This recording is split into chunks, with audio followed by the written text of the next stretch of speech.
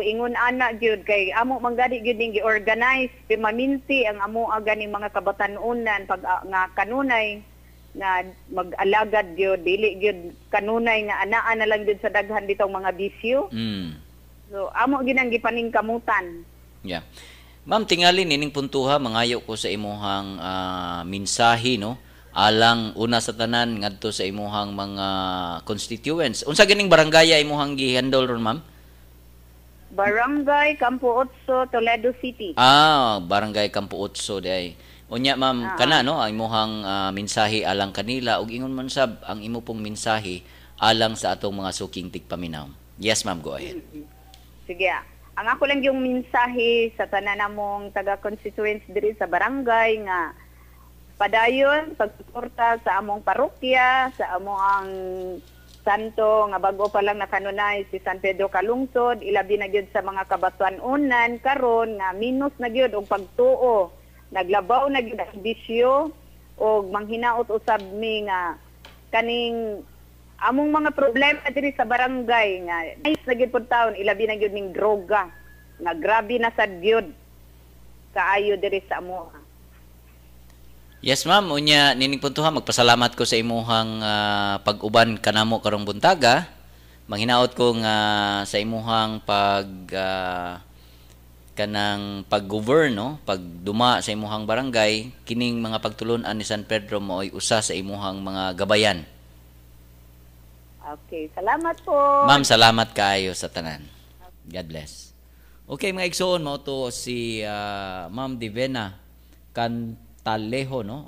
Usa to siya ka devotee, unya usa sad siya ka barangay captain, no, sa Campo 8. So mo na nga nadungog nato ang mga nahitabo, no, sa iyahang kaugalingon sa pag-intervene, no, ni San Pedro Kalungsod. So mga igsala mo break una ta alang sa pipila ka mensahe.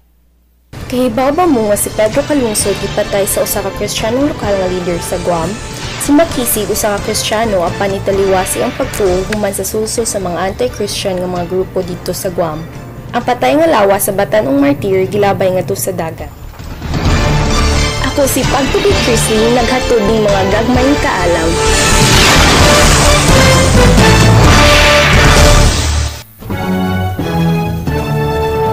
Mayong buntag, ania ang mga pinakawahing kalihukan o panghitabo sa Ramon Aboitiz Foundation Incorporated. Daghan sa mga Sugboanon nga mga bata ang wala makaamgo sa ilang kultura o kabilin tungod sa grabing paggamit sa internet.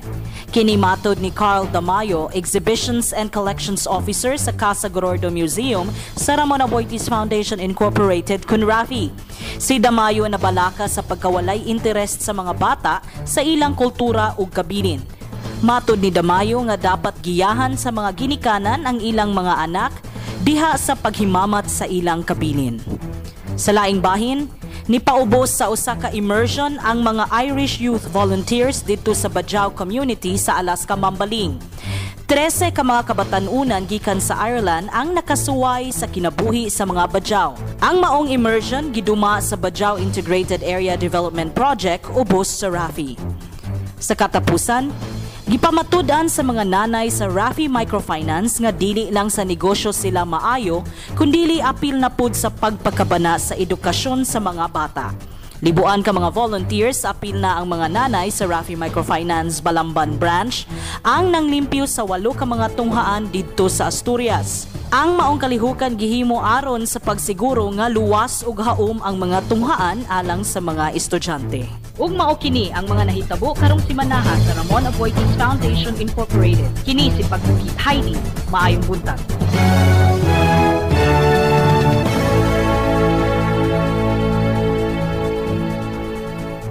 Paring Vic, long time no see. Asa naman kagatrabaho karon? Pre, ikaw man dahi na. Katrabaho ko sa kumpanya sa Saudi Arabia. Bago pa lang ko nauli aron mo bukasyon. Nindota gud. Unsa may nahuman nimo? Eskwela ko og computer hardware servicing nga TESDAS certified sa USJR Recoletos Industrial and Technological Training Center.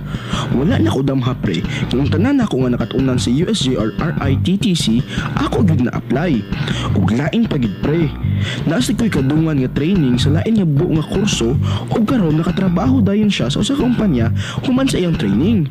Nga una, mo enroll na pud ko karon og lain nga kurso samtang ni bakasyon ko para akong magamit sa akong kumpanya pre. Ninduta gud ana, unsa pa may laing short courses na ilang gi-offer kay aron mo eskwela ko. Ang USJR RITTC adunay 14 nga TESDA certified program nga imong mapilian karon. Sama sa medical transcription, computer programming, bread and pastry production, dressmaking ug uban pa nga hindi man kaayo karon. Hala no, moto niya gyud ko sa USJR RITTC aron mangayo ko og requirement. Sige, salamat ha. Alang sa dugang kasayuran, mahitungod sa mga mubong kurso nga gidalit sa USJR Recoletos Industrial and Technological Training Center, mahimong motawag sa numerong 354-8405 o sa cellphone number na numerong 0917-632-0576. Iyong sipag, aangat ka sa pagsusumikap, aangat ka sa bawat kayod, kahit anong pagod, aangat ka. Kasama mo ang Julie's Bake Shop sa iyong pagsisikap. Aangat ka, Pilipinas! Please, aangat ka, Pilipinas! Mugahin gyud ko og oras bisan sa akong kabisi sa trabaho alang sa Brigada Eskwela sa City Savings Bank. Maayo na lang ang akong pagpamintal ug panglimpyo sa mga tunghaan makatabang sa mga bata. Usahay, kapuyon ko sa Brigada Eskwela, kinaay mga lagyo nga mga tukaan. Apan kung akong hunaon, ang akong pag-apil aning Brigada Eskwela sa City Savings, layo ug maabot alang sa mga bata, murag mawa ang akong tanang kakapoy. Ang City Savings uban sa ilang mga empleyado sa Visayas ug Mindanao nagkahiusa sa pagtabang sa pag-ayo sa mga tunghaan pinaagi sa ilang Brigada Eskwela. Fresh, clean, healthy feeling. That's why they make it purified. Distilled and flavored, oh so right. Nature spring water. Naturally refreshing, naturally thirst quenching. Fresh spring water, purified. Nature spring water, oh so right. Nature spring water, oh so right. Get big savings every time you buy 10 liters of Nature Spring bottled water. For inquiries, please call 346-2008. Nangita ba kamo og mukarga sa inyong mga dagkong mga kargamento paingon sa Visayas ug Mindanao? Ang Gotong Southern mao itubag sa inyong panginahanglan. Ang ilang biyahe gikan sa Cebu paingon sa Manila kay matag Miyerkules, Sabado ug Domingo, og paingon sa Cagayan matag Lunes, Huwebes ug Sabado.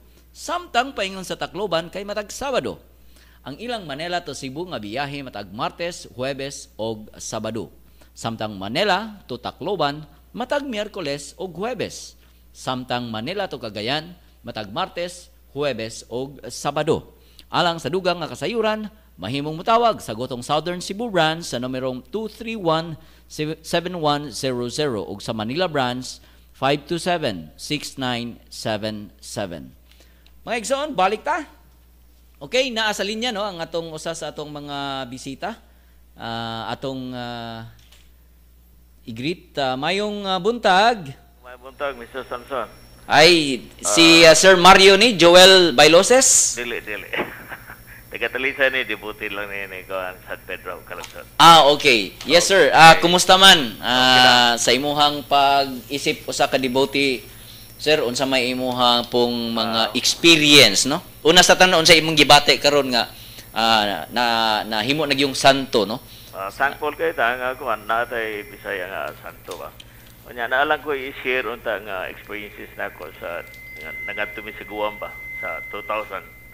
And then pag-abot namo gikan dito sa Guam sa pag-kuan ba pag post beatification to gikan dai sa ato gi Cebu nga to sa Guam. Doon na ko i-kuan unta nga experience ba. Yes, go ahead, sir. Palihog. Katong dito mi sa Guam, nagadto mi mga April of last week of April 2000 after sa beatification din sa Cebu City, no? Kuyog mi sa mga kuan, mga nila ni Cardinal Vidal, mga bishops, mga daghan sa ming lay people na nga to. And then, mao na nga, pag dito gid kami sa kuan, dito kami sa doon na may shrine dito sa Guam nga pang Pedro Calungsod ug kang San Vitores. Dito ginay siya sa kuan, sir? Dito ginay siya sa site? Oh, dito sa site ang ilang wow. ang ilang shrine. Wow. Unya lagi ka nga ang kuan ang pangadji namo sa manamo ni hangyo sa Cardinal Vidal nga ibinisaya gyud Cebuano. So we sang it in Cebuano, ang manamo ba? Yes. Paggawa na sa dayon ng kuan. And then mao to, okay kay dito, nagkuan mi dito mga daghan taga Cebu sad nga taga ato nga gamit mi dito nya pagpauli na namo mga May 2nd o May 3rd ba to?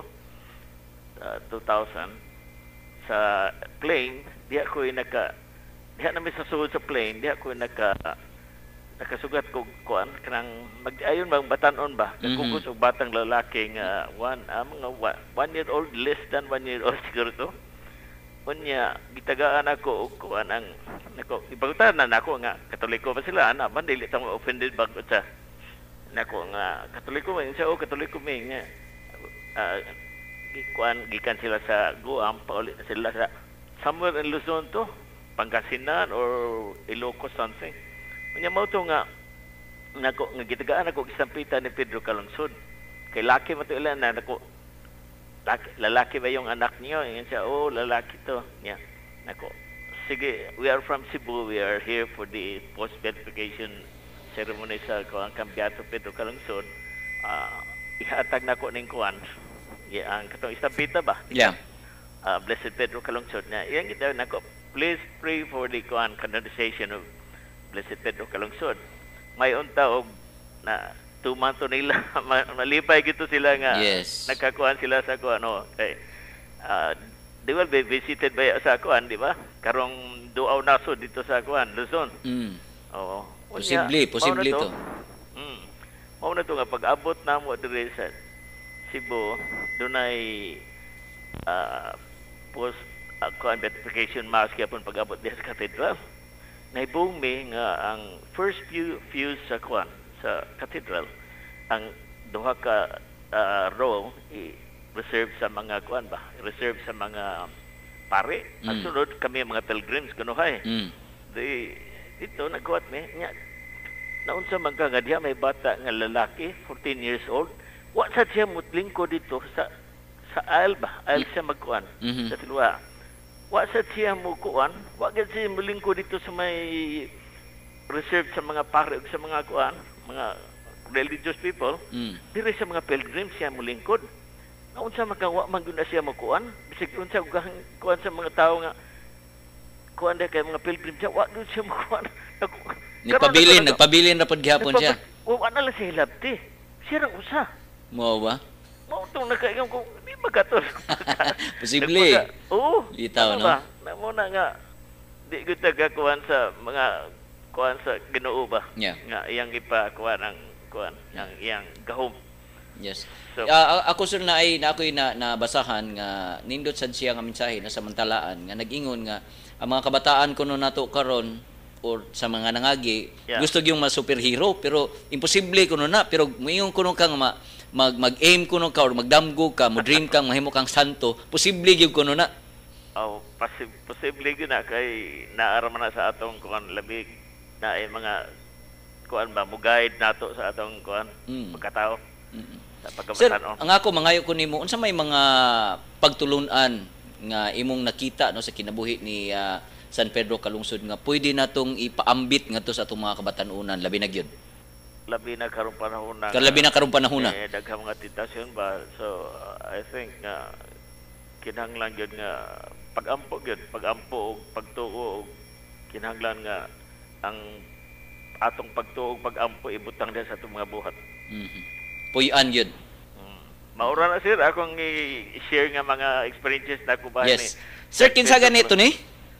Palihog lang i-debuti from Talisay. Sige, salamat kayo sir ha sa imong pag-uban kanamo karong buntaga. God bless sir. Bye-bye. Bye-bye. Thank you kayo. So mo ato ang debuti no gikan sa Talisay So nagpaambit sad siya no sa iyahang mga kasinatian.